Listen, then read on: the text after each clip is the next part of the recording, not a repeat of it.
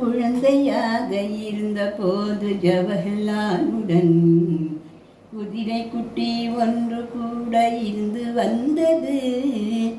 அழகு மிக்க குதிரை குட்டி அதனில் ஏறியே அலகாபாத் நகதனையே சுற்றி வந்தாரே. அன்றொரு நாள் குதிரை மீது ஜவஹர் ஏறியே ஆனந்தமாய் ஊரையெல்லாம் சுற்றும் போதிலே என்ன அந்த குதிரை குட்டி நினைத்து கொண்டதோ என்றுமில்லா வேகத்தோடு ஓடலானது. விருட்டொடன்ற குதிரை குட்டி பாய்ந்து வாடவும் வீழ்ந்து விட்டார் ஜவஹரங்கே தரையின் மீதிலே.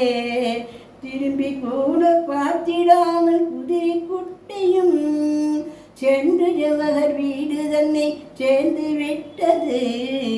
குதிரை மட்டும் திரும்பி வந்து காட்சி தந்ததும் குழந்தை எங்கே என்று பெற்றோர் திகைக்கலாயினர்.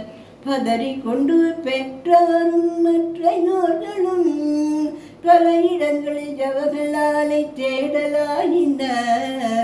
கீழே வீழ்ந்த ஜவஹராலோ எழுந்து உடைகளை தட்டி விட்டு கொண்டு வீடு நோக்கி வந்தனர். கண்ணே எந்தன் கண்மணியே என்று கொஞ்சினர். காயம் உண்டோ என்று உடலை தடவி பார்த்தனர். ஒன்றும் இல்லை எந்தன் குதிரை வந்து சேர்ந்ததார். அன்பு கொண்ட ஜவஹர் தன்னை போற்றி புகழ்ந்தனர்.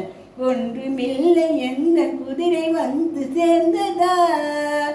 அன்பு கொண்ட ஜவஹர் தன்னை போற்றி புகழ்ந்தனர்.